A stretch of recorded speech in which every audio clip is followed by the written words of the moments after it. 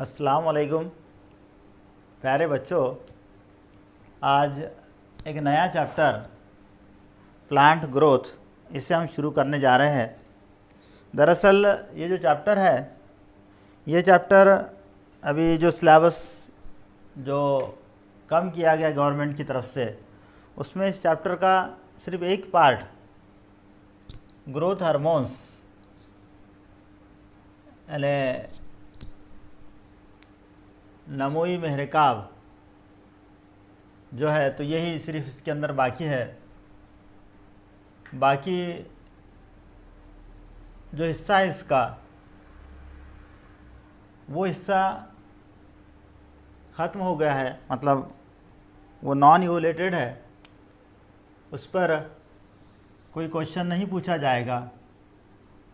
तो यहाँ ये ग्रोथ हार्मोन्स या नमोई महरकाब, इतना ही हिस्सा जो है ये आपको इवोलेटेड है, मतलब इसमें एग्जामिनेशन में आएगा। तो दूसरी एक बात इसमें अच्छी है कि इस चैप्टर पे जो क्वेश्चन होंगे वो क्वेश्चन इसी हिस्से पर होंगे, मतलब सिर्फ हार्मोन्स के ऊपर होंगे। तो चलिए याद रखते हैं कि इसमें कौन सी चीज़ों को पढ़ना है और सवालात कैसे आ सकते हैं। सबसे पहली बात, ग्रोथ हार्मोन्स इससे पहले मैंने आपको बताया था कि हार्मोन्स जो है ये प्रोटीन होते हैं और इनका एक अहम किरदार ये होता है कि ये जो अफ़आल जिस फंक्शन को करवाते हैं वो उसी को करवाने के लिए बहुत कम मिक़दार में खारिज किए जाते हैं। और मुख्तलिफ़ जानदारों में, जैसे हैवानात, नबातात, सब में इनका एक बहुत ही इम्पोर्टेंट किरदार होता है। जैसे एग्जाम्पल के तौर पर जैसे ग्रोथ हार्मोन्स यहाँ अगर हम देखेंगे तो ग्रोथ हार्मोन जिसको GH कहा जाता है शॉर्ट फॉर्म, ये ग्रोथ हार्मोन या ये GH, इनका जो काम है ये नशोनुमा करवाना है।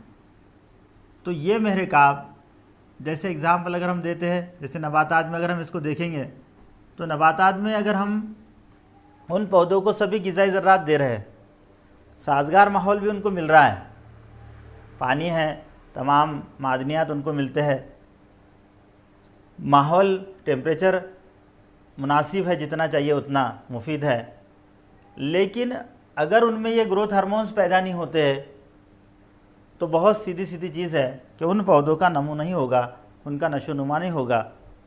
तो ये सब चीज़ें जो है ये हार्मोन्स के इम्पोर्टेंट में आती है, क्योंकि हार्मोन्स जो है ये इतने अहम है, इतने इम्पोर्टेंट हैं कि उनके ज़िम्मे जो अफ़ाल है, जो काम है, वो उन्हीं के ज़रिए करवाया जाता है। बाकी की चीज़ें अगर पूरी अवेलेबल हो, साज़गार माहौल हो, तब भी अगर हार्मोन्स की कमी है या उसकी ज़्यादती है तो उस जानदारों में कहीं ना कहीं कुछ ना कुछ आपको बिगाड़ दिखाई देगा। तो इस तरह से ये महरकाब, ये हार्मोन्स का इम्पोर्टेंट है। ख़ासतौर से हमको नबातात में जो है हार्मोन्स ये देखना है। ग्रोथ हार्मोन ये जो वर्ड है, इसे स्टारलिंग इस साइंसदान ने 1906 में सबसे पहले यूज़ किया ग्रोथ हार्मोन को। उसके बाद में थीमैन और पिंकस, ये दो साइंसदान,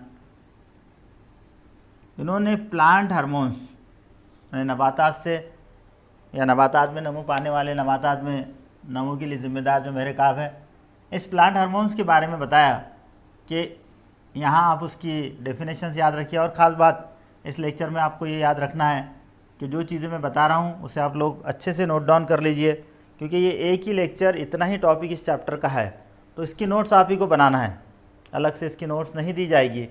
तो आपको जो है, तो जो ये ब्लैक बोर्ड पर लिखी हुई चीज़ें हैं प्लस जो लेक्चर में बताई जा रही है, उन सबको नोट डाउन करके अपनी खुद की नोट्स बनाना है, क्योंकि एक छोटा सा पार्ट है और उसकी नोट्स बन जाए तो आसानी से इस पर जो भी 2 मार्क्स वगैरह का क्वेश्चन आएगा तो आसानी से आप उसको सॉल्व कर पाएगी। 2-3 पेज की नोट्स ज़्यादा से ज़्यादा हो सकती है। तो ये थीमैन और पिंकस, ये दो साइंसदान, इन्होंने 1948 में प्लांट हार्मोन्स की जो डेफिनेशन बताई। वैसे हार्मोन्स हम उससे कहते हैं इस तरह के नामियाती मुरक्कबात, इस तरह के नामियाती मादे जो नशोनुमा और मुख्तलिफ़ फिजियोलॉजिकल प्रोसेस, मुख्तलिफ़ कीमियाई तामुलात के लिए ज़िम्मेदार होते हैं। तो वैसी तारीफ़ इन्होंने बताई है कि इस तरह के नामियाती कीमिया मादे या इस तरह के नामियाती कीमिया मरकबात जो नबातात में तैयार होते हैं या पैदा होते हैं और जिनका अहम किरदार, जिनका अहम रोल नशोनुमा के अंदर होता है, क्योंकि ये ग्रोथ हार्मोन्स की हम डेफिनेशन देख रहे हैं इसलिए नशोनुमा के अंदर बाकी के हार्मोन्स बाकी दिगर अफ़ाल को अंजाम देते हैं। जैसे जो बहुत सारे डिफरेंस हार्मोन्स है वहाँ आगे अपन इसको पढ़ेंगे नबातात के अंदर, हैवानात में, इंसानों में भी कई हार्मोन्स है, एक चैप्टर ही अपने पास कंट्रोल एंड कोऑर्डिनेशन, उसमें उसको हम डिटेल में पढ़ेंगे। तो इनके मुताबिक नामियाती मुरक्कबात या नामियाती मादे जो नबातात में नशोनुमा के लिए ज़िम्मेदार है उसे हम ग्रोथ हार्मोन या उसे GH कहेंगे। ये बहुत कम मिकदार में खारिज होते हैं और इनकी स्पेशलिटी, इनकी खास बात ये होती है कि मखसूस अफ़ाल को, जैसे ग्रोथ हार्मोन है तो ये सिर्फ नशोनुमा के अमल को ही अंजाम देंगे, बाकी किसी जगह इनका दखल अंदाज नहीं होगा, बाकी किसी जगह ये कोई रोल अदा नहीं करते। तो ये सब चीज़ें, ये हार्मोन्स के बारे में याद रखना है। तो ये जो हार्मोन्स है, जो नबातात में हार्मोन्स खारिज किए जाते हैं या नेचुरली पैदा होते हैं या आर्टिफिशियल तरीके से हम उनको मुहैया करते हैं, उनमें से जो हमको मुख्तलिफ महरिकात पढ़ना है उनमें एक है ऑक्सिन, इसको डिटेल में हम पढ़ेंगे। दूसरा है इसमें का गिबरलिन। तीसरा जो महरिकाब है इसमें साइटोकाइनाइन।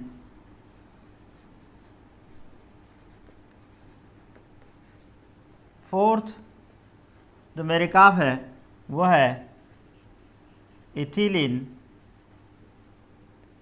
और पांचवा जो महरिकाब है वो है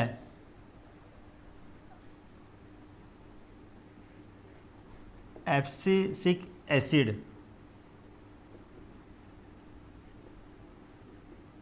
ये 5 महरिकाब यहाँ हमको पढ़ना है। इसमें स्पेशली याद रखिए कि जो महरिकाब है, ये महरिकाब में इसके एप्लीकेशंस, अगर 2 मार्क्स के लिए क्वेश्चन पूछना है तो ज़्यादातर इन 5 में से इसके एप्लीकेशंस, इसके इस्तेमालात को पूछा जाएगा, क्योंकि यही इसमें इम्पोर्टेंट है। या फिर खाली जगहों में 1 मार्क्स के क्वेश्चन में ऑक्सीजन, ये कौन से साइंसदान ने इसको बताया है, क्यों ऑक्सीजन कहा जाता है, वगैरह वगैरह, ये सारी चीज़ें इसमें शॉर्ट आंसर में पूछी जा सकती है। लेकिन अगर 2 मार्क्स का क्वेश्चन पूछना है तो ज़्यादातर इसके एप्लीकेशंस, इसके इस्तेमालात पर ही पूछा जाएगा, और जो बहुत ही आसानी से आप याद रख सकते हैं। जैसे ये जो महरिकाब है, इस महरिकाब में कुछ स्पेशल को छोड़कर, जैसे फॉर एग्जांपल ये 2 अगर हम इनको छोड़ते हैं तो ये 3 में कुछ बातें बिल्कुल कॉमन आपको दिखाई देगी। जैसे अगर एग्ज़ाम में पूछा जाता है, वैसे स्पेशली हम हर किसी को पढ़ने वाले, लेकिन फिर भी ऑक्सिन है, गिबरलिन है, साइटोकाइनाइन है, क्योंकि हम इनको ग्रोथ हार्मोन कह रहे हैं। तो बहुत सिंपल चीज़ है कि ग्रोथ, नशोनुमा किसे कहेंगे हम, कि जानदारों के जसामत में होने वाला इजाफा, उनके वज़न में होने वाला इजाफा, उसको हम नशोनुमा या उसको नमो कह रहे हैं। अब ये कब होगा, बहुत सिंपल चीज़ है कि उनमें मौजूद जो खलियात है, अगर कसीर खलवी जानदार है तो कसीर खलवी जानदारों में उनमें मौजूद खलियात की तादाद बढ़ेगी। अब खलियात की तादाद कब बढ़ेगी, बहुत सिंपल चीज़ है, जब खलवी तकसीम का अमल होगा। तो खलवी तकसीम का अमल होगा तब जाकर खलियात की तादाद बढ़ेगी, खलियात की जसामत बढ़ेगी। ये सब चीज़ें यानी नमो से ताल्लुक़ रखती है। तो यहाँ हमको याद रखना है कि ये जो महरिकाब है, ये जाहिर सी बात है इन चीज़ों पे काबू रखेंगे, यानी खलवी तकसीम पे काबू रखेंगे, उनके खलिए के जसामत में इजाफा होने के लिए काबू रखेंगे, यानी एलोंगेशन जिसे कहा जाता है। तो ये कुछ चीज़ें कॉमन यहाँ हम उसको याद रख सकते हैं। बाकी ये जो 2 है, ये 2 की स्पेशलिटी है, हम इसको वहाँ जब एक एक करके पढ़ेंगे तब मैं इसको बताता हूँ। चलिए, तो सबसे पहले पहला जो महरिकाब है जिसको हम ऑक्सिन कह रहे हैं, ये ऑक्सिन के बारे में डिटेल में आपको पढ़ना है। पहली चीज़, ये जो ऑक्सिन, ये महरिकाब है,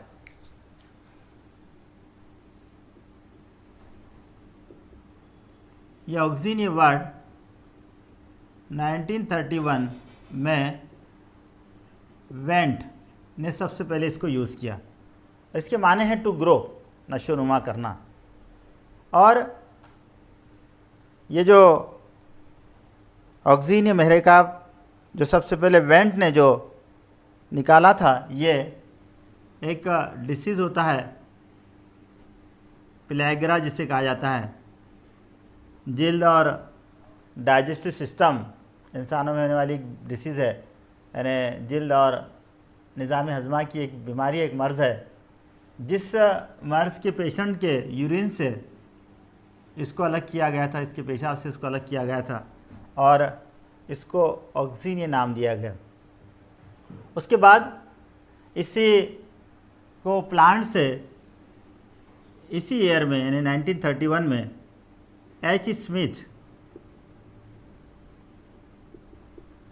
इस साइंसदान ने अलग किया और उसके मुताबिक ये जो हार्मोन है, ये जो महरिकाव है, यानी जो ऑक्सीन जिसे हम कह रहे हैं, जो ग्रोथ हार्मोन है, इसके डिफरेंट टाइप्स है, इसकी मुख्तलिफ किस्में हैं।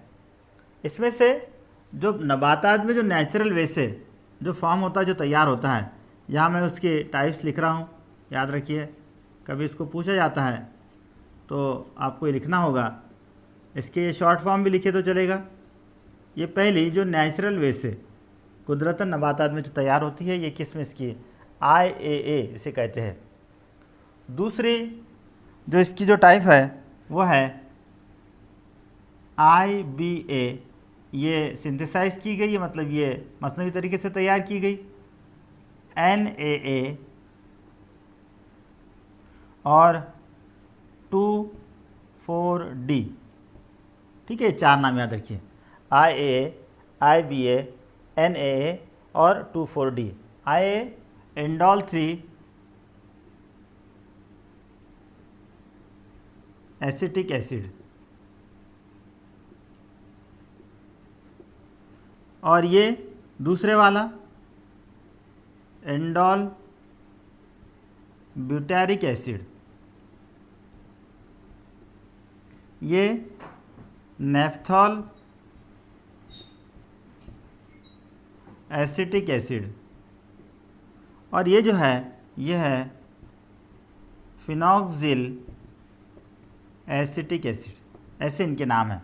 Indole 3 acetic acid, IBA indole butyric acid, NAA naphthol acetic acid और 2,4-D फिनॉक्सिल एसिटिक एसिड। तो ये सबके नाम याद रखिए।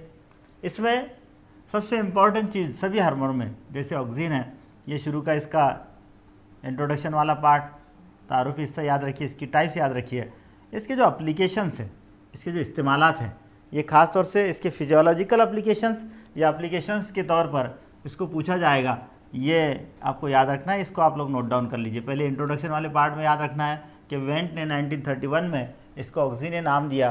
पिलैग्रा ये डिसीज़ वाले इंसान के यूरिन से उसको अलग किया था। एच स्मिथ ने इसको नबातात से अलग किया। फिर लिखना है आपको, इसकी 4 किस्में हैं, उसमें से ये नेचुरल या कुदरतन नबातात में पैदा होता है और इन्हें हम सिंथेसाइज करते हैं, इनको तैयार करते हैं। ये सब के नाम, इनके लॉन्ग फॉर्म, इतना सब आपको याद रखना है। फिर चलिए, ये ऑक्सीजन की जो एप्लीकेशंस है, ये आप लोग नोट डाउन कर लीजिए। इसके जो एप्लीकेशंस है ये इंपॉर्टेंट है, सभी की एप्लीकेशंस, यानी एप्लीकेशंस पे क्वेश्चन आएगा ज़्यादातर, अगर 2 मार्क्स को पूछना है तो, या फिर ये जो चीज़ें है इनमें से ऑब्जेक्टिव क्वेश्चंस पूछे जाएंगे। तो पहली बात, इसके जो एप्लीकेशंस है, ये एप्लीकेशन इस्तेमालात इम्पॉर्टेंट है, ये सभी के, ऑक्सीन्स, गिबरलिन्स, साइटोकाइनिन, एथिलीन, एब्सिसिक एसिड, ये सब के जो है एप्लीकेशंस आपको याद रखना है। तो सबसे पहले इसके जो एप्लीकेशंस है ऑक्सीन्स के, ये ऑक्सीन्स के एप्लीकेशन में आपको याद रखना है कि इसका इम्पोर्टेंट रोल जो है वो है elongation of apical bird, short लिख रहा हूँ, एंड लैटरल बर्ड।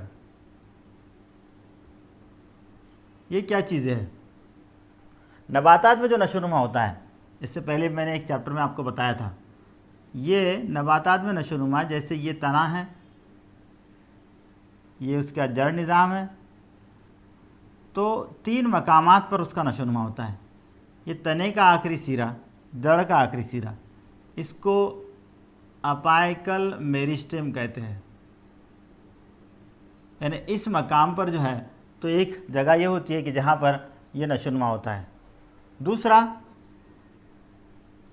जहाँ पर नोड्स है तने के ऊपर, ग्रो जिसे हम कहते हैं, ये ग्रो से या तो शाखें निकलेंगी या पत्तियाँ निकलेंगी, इसको इंटरकैलरी कहा जाता। और इसके बाद यहाँ जो उरू की नसी जो होती है जाइलम और फ्लोएम, लेहा और खजबा, ये लेहा और खजबा के दरमियान एक रिंग होती है, एक तरफ जाइलम एक तरफ फ्लोएम, और दरमियान में एक रिंग मतलब एक खलियात की परत है, इसको कैम्बियम कहते हैं। इसके अंदर ये 3 जगह, तो ये अपाइकल बर्ड से यहाँ निकलने वाली, जो नए कोपल से यहाँ लैटरल है यहाँ से निकलने वाले, ये 2 मकामात पर ये इसको इलांगेशन करने के लिए, इसका नशोनुमा करने के लिए ये एंजाइम जो है ये काम आता है, यानी ये इसका पहला एप्लीकेशन है। उसके बाद में इसका जो दूसरा काम है वो दूसरा काम है रूट और शूट, यानी जड़ निज़ाम और तने का निज़ाम, इसको नशोनुमा के लिए उकसाना, इसको स्टिमुलेट करना, स्टिमुलेट रूट एंड शूट, यानी तना और जड़ की निज़ाम, जड़ निज़ाम और तने की निज़ाम को तैयार करने के लिए इसको स्टिमुलेट करना, उसको जो है तो उकसाना, उसको उसके लिए तैयार करना। उसके बाद में इसका जो इस्तेमाल है वो टिश्यू कल्चर में होता है, इसके पहले के चैप्टर में आया है। इसको हम नसीज परवरी कहते हैं, use in tissue culture. Tissue culture में किस चीज़ के लिए होगा? टिश्यू कल्चर हमने इसके पहले मैंने आपको समझाया था कि चंद खलियात लेना है और उसको एक ग़िज़ाई मीडिया में रखना है और उसमें ऑक्साइन को डालना है, एक टेम्परेचर मेंटेन करना है, जिससे क्या होगा कि जो खलियात हम ले रहे हैं उसमें कलवी तकसीम होगी, सेल डिवीज़न होगा, और ये सेल डिवीज़न होकर कलवी तकसीम होकर उसी तरह के कई खलियात बनेंगे, और वो जो खलियात बनेंगे उसके ग्रुप को कैलस अपने कहते हैं। और ये कैलस की तैयारी में सबसे अहम किरदार जो ऑक्सीन का होता है, जो टिश्यू कल्चर का पहला मरहला है। फिर इन्हें अलग अलग करके नए पौधे तैयार किए जाते हैं, यानी ये इसकी इम्पॉर्टेंट चीज़ है। उसके बाद इसका जो इस्तेमाल है वो हर्बिसाइड या वीडिसाइड इसे कहते हैं। ये क्या चीज़ है याद रखिए इसको, के तौर पर स्पेशली 2,4-D का इस्तेमाल होता है। हर्बिसाइड या वीडिसाइड खासतौर से वीड्स उसे कहते हैं कि जो फसल के तौर पर बोए जाने वाले जो पौधे हैं उसके अलावा दीगर जो पौधे वहाँ उगते हैं उसको तन कहा जाता है, वो पौधे उनको वीड्स कहते हैं। तो इन वीड्स का खात्मा करने के लिए, इनको ख़त्म करने के लिए स्पेशली जो मोनोकोटिलेडॉन्स यानी एक दाला नबातात की फसलें, खासतौर से जवार है, गेहूँ है, बाजरा है, मकई है, इनमें जो 2 दाला नबातात उगते हैं, दीगर नबातात जिसकी ज़रूरत नहीं है, गैर ज़रूरी जिसे कहेंगे, तो उनके खात्मे के लिए 2,4-D का इस्तेमाल होता है। स्पेशली ऑब्जेक्टिव में इसको क्वेश्चन को पूछा जाता है, याद रखिए ये यहाँ बहुत इंपॉर्टेंट ये क्वेश्चन है, ऑब्जेक्टिव क्वेश्चन इस पर पूछा जाता है। इसके अलावा जो सीडलेस फ्रूट जो होते हैं इसको तैयार करने के लिए, खासतौर से एप्पल में, सिट्रस में, ऑरेंज में, ग्रेप्स में, इस 2,4-D का या ऑक्सीन का इस्तेमाल किया जाता है, क्योंकि हमको पता है कि मार्केट में सीडलेस फ्रूट जो होते हैं, मतलब बेदाना या बगैर दाने वाले फल जिसे हम कहते हैं, उससे ज़्यादा मार्केट वैल्यू होती है। तो उसको तैयार करने के लिए ये अमल को पार्थिनोकार्पी कहा जाता है। इसके पहले ये चीज़ आई है, जैसे नेचुरल पार्थिनोकार्पी कुदरती तरीके से फलों में बीज का नहीं पाया जाना, उसके एग्जाम्पल बनाना है, वैसा मसनवी तरीके से इन फलों में नेचुरल वे से तो बीज पाए जाएंगे, लेकिन इन ऑक्साइंस का इस्तेमाल करके जो है तो ये बगैर फल के बीज यहाँ तैयार किए जा सकते हैं। तो ऐसे और कई इस्तेमालात, क्योंकि 2 मार्क्स के लिए अगर क्वेश्चन पूछा जाए तो ये इसमें काफ़ी हो जाता है। इसके अलावा जो बाकी दीगर इस्तेमालात हैं इतने याद रखें तो चलेगा। बाकी दीगर इस्तेमालात ब्रेक करने के लिए, किस चीज़ को ब्रेक करने के लिए? सीड डॉर्मेंसी, बर्ड डॉर्मेंसी, दोनों को भी। ये क्या चीज़ होती है? बीज और बर्ड यानी नई कोपल्स, जैसे बीज की डॉर्मेंसी क्या होती है पहले समझ लीजिए। बीज की डॉर्मेंसी यानी बीज की ख्वाबी हालत कहते हैं उसको। बीज का अगर साजगार माहौल है तब भी अगर वो नशोनुमा नहीं होता है तो उस हालत को डॉर्मेंट या डॉर्मेंसी वाली हालत कहा जाता है। बर्ड का भी वैसे ही, पौधे के लिए सारी चीज़ें साजगार है लेकिन उसमें अगर नए कोपल नहीं आते हैं, नई पत्तियां नहीं आती है, इसका मतलब वहाँ बर्ड की डॉर्मेंसी है, यानी उस वक्त जो है वो ख्वाबी हालत में है, किसी भी तरह से वो उपजने का या नए पत्तियों का बनने का अमल यहाँ नहीं हो रहा। यहाँ बीज से नए पौधे उपजने का अमल नहीं हो रहा, उसको सिर्फ डॉर्मेंसी कहा जाता है। तो उसको तोड़ने के लिए ये जो है इनका इस्तेमाल किया जाता है। इसके अलावा और बहुत सारे जो कह रहा हूँ मैं ज़ुबान से, उसको आप लोग लिख लीजिए नेक्स्ट पॉइंट देकर। जैसे जाइलम और फ्लोएम जो है ये दो उरू की नसी जो होती है, एक नबातात में पानी और नमकियात को ऊपर की जानिब ले जाती है और फ्लोएम ग़िज़ाई ज़रात को लेकर आता है। तो जाइलम और फ्लोएम को दोनों को अलग अलग अलहदा, यानी ख़ास तौर से कैम्बे में इसका अहम किरदार होता है कि ये दो अलग अलग सेल, अलग अलग जिसे नसीजे कहेंगे, वो बनाने के लिए ये ऑक्साइन का इस्तेमाल होता है या ऑक्साइन उसके अंदर अहम रोल अदा करता है। इसके अलावा कुछ पौधों में जो मेल फ्लावर है उनको फीमेल फ्लावर में तब्दील करने के लिए, यानी नर फूलों को मादा फूलों में तब्दील करने के लिए इस ऑक्साइन का इस्तेमाल किया था। ऐसे कई इस्तेमालात है, ज़्यादा से ज़्यादा अगर 2 मार्क्स के लिए पूछा है तो 4 लिखिए, मैंने कम से कम 7-8 आपको बता दिया हूँ। तो ये ऑक्साइन के बारे में इतना सब कुछ याद रखना है, खासतौर से ऑक्साइन, उसका इंट्रोडक्शन वाला पार्ट, उसके बाद में उसकी टाइप्स, उसके बाद उसके ये एप्लीकेशन, सभी में आपको एप्लीकेशंस इंपॉर्टेंट है, ये आप लिखते चलिए। तो ये हुआ ऑक्साइन के बारे में। दूसरा गिबरलिन, ये इसको सबको नोट डाउन कर लीजिए आप लोग। दूसरा महरकाब जो है वो है गिबरलिन।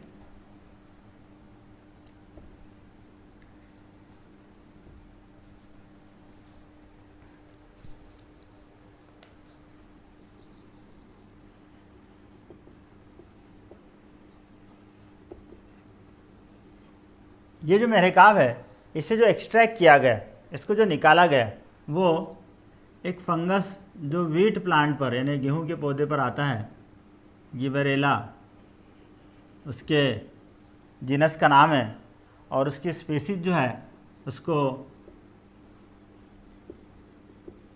गिबरेला फ्यूजिकोराई ऐसा कहा जाता है, फ्यूजिकोरी।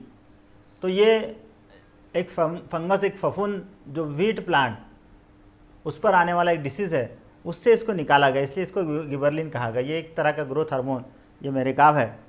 इसको जो है तो सबसे पहले जो एक्सट्रैक्ट करने वाले जो साइंसदान हैं, जापानी साइंसदान हैं, जिनका नाम यूबूटा और सुमिकी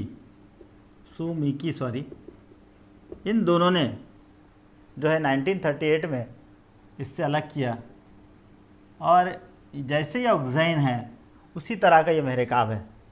इसमें गिबरलिन जो है मुख्तलिफ़ किस्म के जो इसमें केमिकल्स है उसकी तादाद नियर अबाउट 150 के करीब है, अलग अलग गिबरलिन्स की। गिबरलिक एसिड भी इसे कहा जाता है, और GA3 ये बहुत कॉमन है या नेचुरल वे से फॉर्म होता है। तो ये शॉर्ट नोट्स के लिए कभी कभी 1 मार्क्स के लिए इसको पूछा जाता है, याद रखिए। इसमें इम्पॉर्टेंट जो है इसका, वो इम्पॉर्टेंट है इसके एप्लीकेशंस। इंट्रोडक्शन में सिर्फ इतना याद रखिए, इसकी टाइप्स लिखने की ज़रूरत है नहीं है। एप्लीकेशंस जो है इसके या इसके इस्तेमालात जो इम्पॉर्टेंट क्वेश्चन है, इसको देख लीजिए कौन से इम्पॉर्टेंट हैं। आप लोग इसको नोट डाउन करते चलिए। सबसे पहला एप्लीकेशन इसका है कि सीड यानी बीज और बर्ड नए कोपल्स, इसको इसके डॉर्मेंसी को ब्रेक करने के लिए, break seed and bud dormancy. दूसरा इसका इम्पोर्टेंट है पौधों को उसकी लंबाई को बढ़ाने के लिए, एलोंगेशन ऑफ स्टेम, यानी तने की लंबाई को बढ़ाना, उसको इजाफा करने के लिए। अब सिंपल चीज़ है कि तने की लंबाई कैसे बढ़ेगी। जैसे ये तना है, ये तने में इसके ऊपर ये जो ग्रो है और ये दरमियान में दहन ग्रो कह रहे हैं हम, इसको नोड और इसको इंटरनोड कहा जाता है। तो इंटरनोड की लंबाई बढ़ेगी, ऑटोमेटिक तने की लंबाई बढ़ेगी। तो इंटरनोड का जो स्पेस है, जो उसकी जो मतलब जो उसका हिस्सा है, वो उसको बढ़ाने के लिए, उसको लंबा करने के लिए इसका स्पेशली इस्तेमाल होता है। उसके बाद में इसका जो यूज़ है गिबरलिन का, वो है कुछ पौधों में फ्रूट की साइज़ बढ़ाने के लिए, यानी फलों की साइज़ बढ़ाने के लिए। स्पेशल ग्रेप्स, अंगूर में जो है तो अंगूर की जो साइज़ है उसको बढ़ाने के लिए इस गिबरलिन का इस्तेमाल किया जाता है। उसके अलावा गिबरलिन्स का जो इस्तेमाल है वो स्पेशली क्योंकि ये पौधों के कद को बढ़ाता है, तो जेनेटिकली जो डॉर्फ प्लांट है यानी कद से छोटे हैं, ये डॉर्फ प्लांट को टॉल में तब्दील करने यानी बड़े पौधों में उनके कद को बढ़ाने के लिए, ऊंचे पौधे को तैयार करने के लिए इसका इस्तेमाल होता है गिबरलिन का। इसके अलावा गिबरलिन का जो यूज़ है वो स्पेशली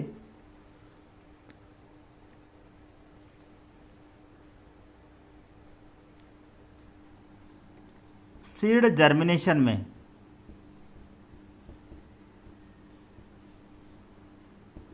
यानी बीज के उपजने के अमल में। यहाँ इसको बहुत बार पूछा जाता है, याद रखिए, इसको नोट डाउन कर लीजिए। यहाँ इसका जो किरदार है वो किरदार हाइड्रोलाइसिस के लिए होता है, जिसकी वजह से अमाइलेज ये एंजाइम ये खामरा पैदा होता है। यहाँ ये याद रखना सिर्फ आपने कि सीड जर्मिनेशन में इसका अहम किरदार है, इतना लिखे तो चलेगा, लेकिन ऑब्जेक्टिव क्वेश्चन के लिए दो चीज़ें याद रखना है, हाइड्रोलाइसिस और अमाइलेज एंजाइम। ये क्या चीज़ होती है यहाँ समझ लीजिए। जैसे एग्जाम्पल के तौर पर अगर एक दाला नबातात के बीज को हम देखते हैं, जैसे अगर जवार के बीज को देखते हैं, गेहूँ के बीज को देखते हैं, तो इसके दो पार्ट हो गए। ये वाला हिस्सा जगते वाला एम्ब्रियो वाला हिस्सा होगा, इसमें इसको हमने प्लूम्यूल कहा था, बीज की साख में मैंने पढ़ाया था आपको, ये इसको रेडिकल कहा था। और ये वाला जो पूरा पार्ट है ये पूरा पार्ट इसका दरूने तुख्म है, जिसको हम एंडोस्पर्म कहते हैं। ओके, इसमें ग़िज़ाई ज़र्रात है भरपूर। यहाँ ये जो तह है इसको एलोरॉन लेयर कहते हैं, ये वाली तह, ये दोनों के दरमियान वाली। अब क्या होगा, जब बीज को साजगार माहौल मिलेगा, मतलब जब इसको ज़मीन के अंदर बोएंगे, तो ज़मीन के अंदर बोएंगे तो सबसे पहला ये बीज का जो सीड कोट है यानी इसका जो गलाफ है, इससे पानी, हाइड्रोलाइसिस होना, इससे पानी अंदर की तरफ दाखिल होगा। और पानी जैसे दाखिल होगा तो ये पानी दाखिल होने के बाद ये जो एलोरॉन लेयर है, ये एलोरॉन लेयर ये अमाइलेज को तैयार करेगा।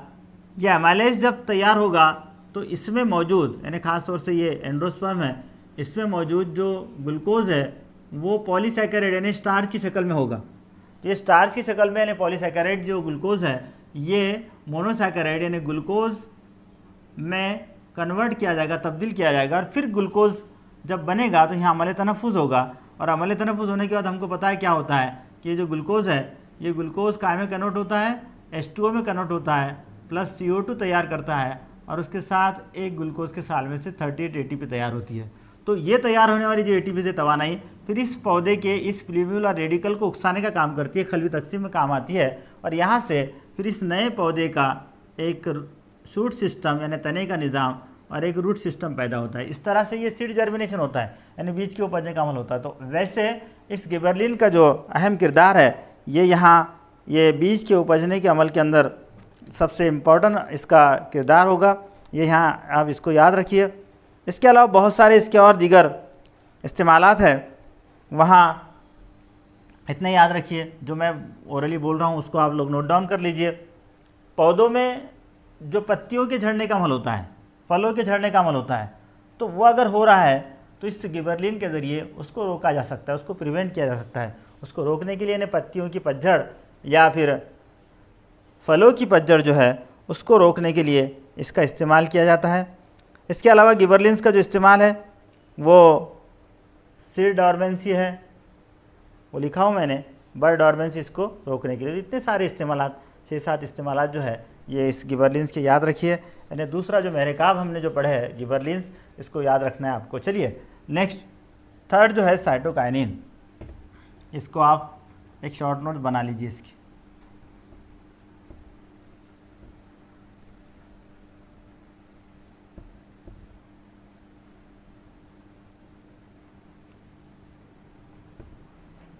साइटोकाइनिन ये जो महरकाब है इसका भी नाम आपने टिश्यू कल्चर में सुना है।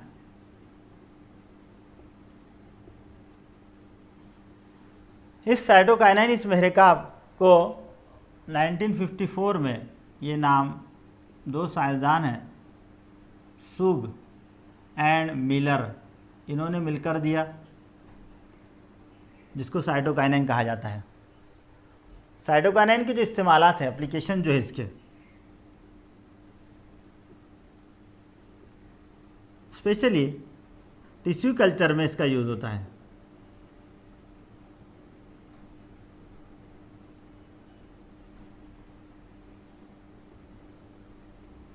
दूसरी चीज़, रूट और शूट यानी तना और जड़ का निज़ाम, इसको तैयार करने के लिए अगर इसको हायर कॉन्सेंट्रेशन में हम इस्तेमाल करते हैं, यानी साइटोकाइनाइन को, तो अगर हायर कॉन्सेंट्रेशन पे अगर हम इसको इस्तेमाल करते हैं तो ये शूट सिस्टम को यानी इस तने के निज़ाम को प्रमोट करता है, और लो में करते हैं यानी कम मिकदार में करते हैं तो ये रूट सिस्टम को यानी जड़ के निज़ाम को जो है प्रमोट करता है, यानी उसको बढ़ाने का काम करता है, उसको उकसाने का काम करता है।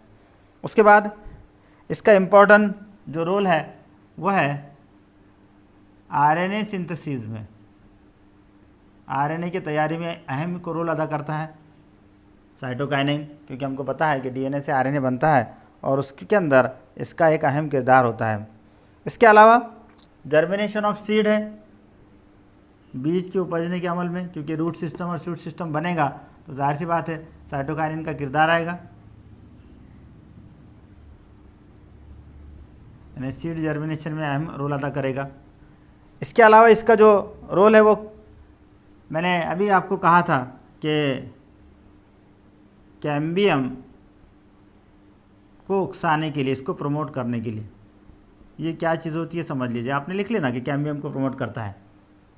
मैंने अभी आपको बताया कि जो उरु की नसीजें होती है इसमें जाइलम और फ्लोएम, एक जानिब समझ लो यहाँ जाइलम है और दूसरे जानिब यहाँ फ्लोएम है, इन्हें इसे लेहा और इसे खजबा कहते हैं हम।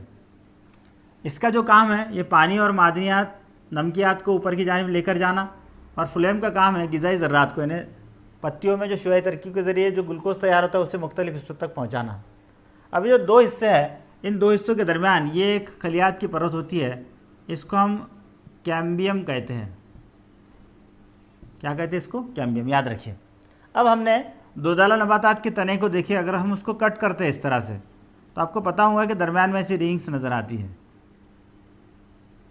और ये जो रिंग्स है ये रिंग्स इस वस्कुलर बंडल की होती है, यानी ये जो है ये ऐसे बंडल की शक्ल में होते हैं और इनको वस्कुलर बंडल, उरु की नसूजे के बंडल कहा जाता है, और ये ऐसे रिंग्स की शक्ल में होते हैं। अब ये जो बंडल्स है, ये बंडल्स ऐसे हर बार ऐसे रिंग्स कैसे फॉर्म होती है, तो जो कैम्बियम है ये कैम्बियम हर एक साल एक रिंग फॉर्म करता है, यानी एक वस्कुलर बंडल का ग्रुप तैयार करता है। तो ये अंदर के जानिब, ये जब इसकी खलवी तकसीम होगी तो अंदर की जानिब जाइलम को पैदा करेगा, बाहर की जानिब फ्लोएम को पैदा करेगा। तो इससे ये तैयार करने के लिए, यानी जाइलम और फ्लोएम को तैयार करने के लिए उकसाने का जो काम है ये साइटोकाइनिन का होता है। इनडायरेक्टली डायरेक्टली कैम्बियम में होने वाली खलवी तकसीम के लिए ये साइटोकाइनिन जो है ये जिम्मेदार होता है, ये इसको उकसाने का काम करता है। इसी तरह ये जाइलम और फ्लोएम को डिफ्रेंशिएट करने, अलग अलग करने के लिए इसका इस्तेमाल किया जाता है। यानी इतने सारे एप्लीकेशन जो है ये आप साइटोकाइनिन की याद रखिए। नेक्स्ट महरकाब जो है इथिलीन। इथिलीन ये महरकाब स्पेशली गैस की शक्ल में होता है, गैसियस फॉर्म में पाया जाने वाला एक महरकाब है। तो कभी इसको ऑब्जेक्टिव क्वेश्चन में पूछा जाता है कि गैसियस फॉर्म में दर्ज झैल में से कौन सा महरकाब मौजूद है या पाया जाता है, तो आप याद रखना है कभी इसको खाली जगह में या एक मास के लिए पूछा जाए तो ये इथिलीन है। अक्सर इसका नाम आपने सुने होंगे कि इथिलीन जो है, तो इथिलीन का यूज़ फलों को पकाने के लिए, स्पेशली इसका इस्तेमाल फलों को पकाने के लिए किया जाता है, और इसीलिए इसका राइपनिंग ऑफ फ्रूट उसे कहते हैं, राइपनिंग ऑफ फ्रूट, इसमें सबसे अहम किरदार है। यानी मैंने आपको कहा था कि ये जो दो महरकाब है, ये दो महरकाब के अफ़ाल कुछ मखसूस है। जैसे इथिलीन का जो अफ़ाल है वो स्पेशल है, राइपनिंग ऑफ फ्रूट। हमको पता है कि जब फल पूरी तरह से मैच्योर हो जाते हैं, पूरी तरह से बड़े हो जाते हैं, तो उस वक्त वो जो फल है उसका रंग बदल जाता है, और रंग बदलने से जो फल जिस तरह के है, जैसे खास तौर से उसका रंग पीला हो जाता है, और पीला होने का मतलब यह है कि उसके अंदर जो है इथिलीन फॉर्म हो चुका है। ये होता क्या है, वैसे राइपनिंग ऑफ फ्रूट के माने फलों का फटना, ऐसा लफ्ज़ उसके लिए होता है इस्तेमाल, लेकिन अक्सर हम उसको पकने का अमल ऐसा कहते हैं। उसकी वजह क्या है, नेचुरल वे से, वो हमारे लिए नहीं होता है सब, वो कुदरतन जो पौधे हैं वो अपने नए नस्ल का आगाज़ करना चाहते हैं, नए नस्ल की जो अपनी जो नस्ल है उसको बरकरार रखना चाहते हैं, और उससे बरकरार रखने के लिए फलों के अंदर हमको पता है बीज पाए जाते हैं, और जब ये फल के फटने का अमल होगा उसमें मौजूद जो बीज है वो ज़मीन के ऊपर गिर जाएंगे, ज़मीन के अंदर चले जाएंगे, और नए नस्ल का आगाज़ होगा। इसीलिए जो है तो ये राइपनिंग ऑफ फ्रूट का अमल होगा, और स्पेशली इस इथिलीन का इसमें सबसे अहम किरदार होगा। और ये इथिलीन जो है तो गैस की शक्ल में होता है। ये सारी चीज़ें आपको यहाँ याद रखना है। उसमें 3 साइंसदानों ने अलग अलग वक्त में जो है इसका पता लगवाया। डेनी एक साइंसदान का नाम है, दूसरा साइंसदान है इसका नाम गेन है, और तीसरा क्रॉकर। ये 3 साइंसदानों ने जो है इसको अलग अलग वक्त में, डेनी 1924 में इसने इसका पता लगाया, गेन 1934 और क्रॉकर ने 1930। तो ये इथिलीन के बारे में जनरल इतनी चीज़ें आप याद रखिए। उसके बाद इसके जो एप्लीकेशंस है, जो इम्पोर्टेंट क्वेश्चन है, इसके इस्तेमालात।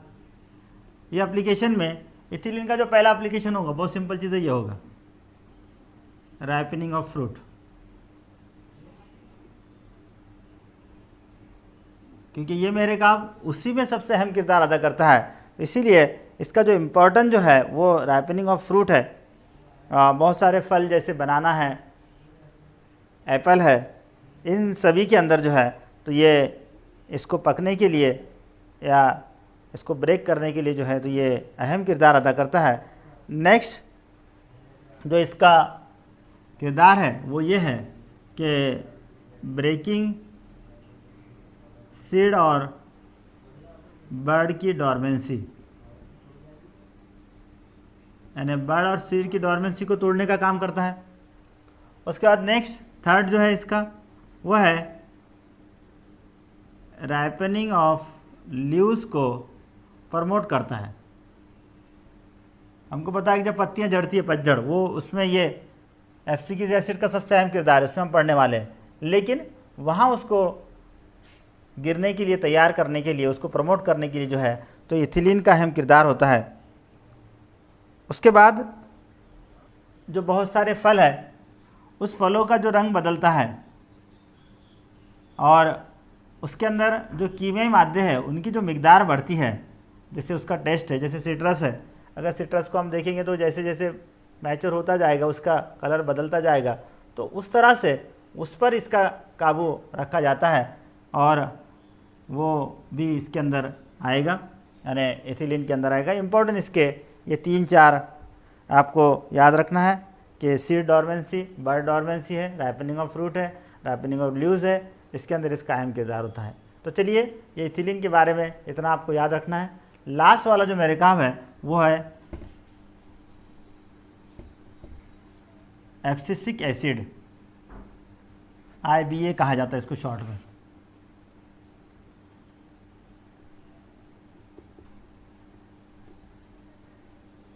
जैसे इथिलीन का मैंने आपको कहा था, वैसा एब्सिसिक एसिड का जो सबसे इम्पोर्टेंट जो किरदार है वो पत्तियों के झड़ने के अमल में होता है। हमको एक बात पता है कि जो पौधे जिनमें पतझड़ का अमल होता है, मुख्तलिफ़ किस्म के पौधे होते हैं, जैसे जो जंगलात है वो जंगलात को अलग अलग नाम दिए गए हैं। कुछ जंगलात ऐसे होते हैं कि उनमें ऐसे पौधे होते हैं कि वो हमेशा हरे रहते हैं, कभी उसमें पतझड़ नहीं होती है, तो उसको एवरग्रीन कहा जाता, हमेशा सब्ज़ रहने वाले एवरग्रीन फॉरेस्ट उसे कहते हैं। कुछ ऐसे होते मुकम्मल सूख जाते हैं मुकम्मल तौर पर। कुछ में ऐसा होता है कि पत्तियां झड़ती है फिर दोबारा आती है, उनको ड्राई डेसिडियस कहते हैं। क्या कहते हैं उनको? Dry deciduous. तो ये जो पत्तियों का झड़ना या जिसे अपन पतझड़ कह रहे हैं, ये जो होता है ये अमल ये इस महरकाब के ज़रिए होता है और वहाँ पर नई पत्तियाँ आती है। क्योंकि वैसे अगर आप पत्तियों को तोड़ोगे पौधों को, तो वैसे पत्तियों को तोड़ना, ये जब पत्तियाँ गिरती है उससे पहले वो पत्तियाँ ऑटोमेटिकली पीली हो जाती है और इस तरह से तैयार हो जाती कि यूँ समझ के चलिए कि नेचुरल वे से कुदरतन वो पौधों से गिरना शुरू हो जाती है। तो वो जो पतझड़ का अमल है, यानी एब्सिसिस, उसे एब्सिकन्स कहा जाता है उसको, तो वो अमल में इस एब्सिसिक एसिड का सबसे अहम किरदार होता है। तो वो जो होता है अमल, वो क्यों होता है? हमको पता है कि अक्सर पतझड़ का जो मौसम होता है वो गर्मियों से पहले पहले फरवरी वगैरह मंथ में, जनवरी फरवरी मंथ में अक्सर पत्तियों की झड़ने का या पतझड़ का मौसम होता है। और उसके बाद मार्च अप्रैल, उसके बाद गर्मियाँ शुरू होती है। तो गर्मियों में अक्सर हमको ये बात पता है कि जो धूप तेज़ होगी, और धूप अगर तेज़ है तो जो स्टोमेटा है, दहन खलियात, उससे जो पानी खारिज होने का अमल है वो ज़्यादा मिकदार में होगा। ज़मीन में पानी की मिकदार कम होगी। तो अगर ऐसे हालात है तो वो पौधे सूख जाएंगे, क्योंकि अगर पानी कम मिल रहा है और ज़्यादा खारिज हो रहा है तो बहुत सिंपल चीज़ है कि पौधे वो सूख जाएंगे। तो उसे रोकने के लिए जो है तो ये पतझड़ का अमल होता है। तो इसमें इसका सबसे अहम किरदार होता है जो एब्सिसिक एसिड है। इसका जो है कार्न्स और एक साइंसदान एडिकॉट, ये दोनों ने जो है 1961 टू 1965 इस दरमियान इस एब्सिसिक एसिड का पता लगाया। इसके जो एप्लीकेशंस हैं ये आप याद रखिए। पहला एप्लीकेशन बहुत सिंपल चीज़ है, यह है एब्सिशंस ऑफ लीव्स, यानी पत्तियों के झड़ने का अमल। दूसरा एब्सिशंस ऑफ फ्रूट, फलों के झड़ने का अमल। ये दो अमल में इसका एक अहम किरदार होता है। इसके अलावा ये जो है, यानी ये महरेकाब क्या करता है, जब गर्मियों का मौसम है ये अमल होता है पतझड़ का मौसम, तब के पॉजिटिव आयन को फॉर्म करता है। और एक के पॉजिटिव आयन फॉर्म होने से कभी कभी इसको पूछा है तो ऑब्जेक्टिव में याद रखिए, ये फॉर्म होने से स्टोमेटा जो है, यानी दहन खलियात जो है, ये दहन खलियात बंद रहते हैं, ये क्लोज रहते हैं। और ये क्लोज होंगे तो क्या होगा, पानी खारिज होने का अमल नहीं होगा। इसलिए ये जो महरेकाब है इसको एंटी ट्रांसलेशन ऑफ वाटर, यानी पानी खारिज होने के अमल को कहा जाता है। तो एंटी ट्रांसलेशन या एंटी ट्रांसलेटर, ऐसा इस महरेकाब को कहा जाता है, यानी ट्रांसलेशन के अमल को रोकने वाला ये महरेकाब है। तो इसको याद रखिए। उसके बाद सीड डॉर्मेंसी है और बर्ड डॉर्मेंसी इसको तोड़ता है। Dormancy of seed and bird, इसको याद रखिए। इसके अलावा इस महरेकाब का जो अहम किरदार है वो है जो सेल डिवीजन है, खलवी तकसीम। इस खलवी तकसीम को रोकने में, क्योंकि ये बहुत सारी जगह इस रोकने का काम कर रहा है, जहाँ जब ज़रूरत नहीं है उस वक्त इस सेल डिवीज़न को रोकने का काम ये करता है। जैसे मैंने अभी आपको कहा कि जैसे गर्मियों के मौसम है उस दौरान पत्तियों की तादाद कम आएगी, उस दौरान जो है शाखों की तादाद कम आएगी, उस दौरान फलों की तादाद कम होगी, और ये सब होगा महज इस महरेकाब की वजह से। और ये जो महरेकाब है ये उसको रोकने का काम करता है। उसके बाद इसका जो एप्लीकेशन है वो है लॉन्ग डे प्लांट को शॉर्ट डे में तब्दील करने के लिए। याद रखिए, ये भी पॉइंट याद रखिए। लॉन्ग डे और शॉर्ट डे क्या होता है समझ लीजिए। जो पौधे हैं, इस पौधे के लाइफ स्पैन में सूरज की रोशनी का एक बहुत इम्पोर्टेंट किरदार होता है उसकी ज़िंदगी में। पौधों को जो फ्लावरिंग आता है, उस फूल के लगने के अमल पर सूरज की रोशनी का बहुत बड़ा असर होता है। कुछ पौधे ऐसे होते हैं कि जिन्हें फ्लावरिंग के लिए, फूल लगने के लिए जो है तो तकरीबन 12 से 14 घंटे सूरज की रोशनी की ज़रूरत होती है। कुछ ऐसे होते हैं कि जिसको 8 से 10 घंटे की ज़रूरत होती है। कुछ ऐसे होते हैं कि रोशनी कम हो या ज़्यादा हो उनको फ्लावरिंग आता है। तो जिनको 12 से 14 घंटे की ज़रूरत हो उस पौधों को लॉन्ग डे कहा जाता है। जिनको 8 से 10 घंटे की ज़रूरत होती है, इसी चैप्टर में डिटेल में था, लेकिन अभी अब आपके पास इसको शॉर्ट कर दिया गया, कम किया गया, तो ये है नहीं, इसलिए आप मुख्तसर इसको याद रखिए कि लॉन्ग डे पौधे मतलब वो पौधे के फूल आने के लिए इनको सूरज की रोशनी की जो मिकदार है, जो टाइम पीरियड है, वो 12 से 14 घंटे चाहिए। इसको 8 से 10 घंटे चाहिए, इसको शॉर्ट डे कह रहे हैं। तो शॉर्ट डे वाले, जो लॉन्ग डे वाले पौधे, उनको शॉर्ट डे में तब्दील करने के लिए ये गिबरलिन का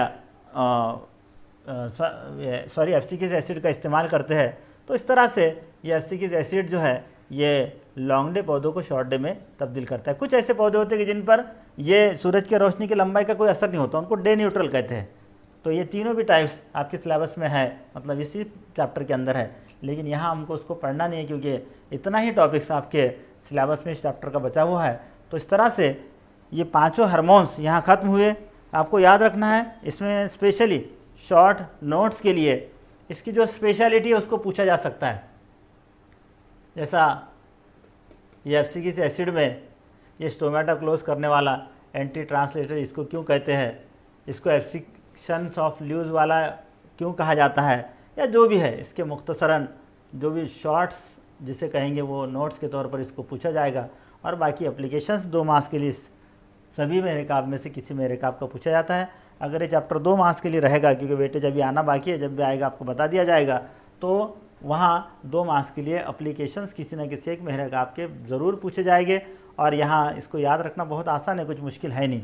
तो इस तरह से ये चैप्टर यहीं, मतलब ये चैप्टर से मुराद ये है कि ये चैप्टर का इतना हिस्सा जो आपके लिए ज़रूरी था वो यहीं ख़त्म हो गया।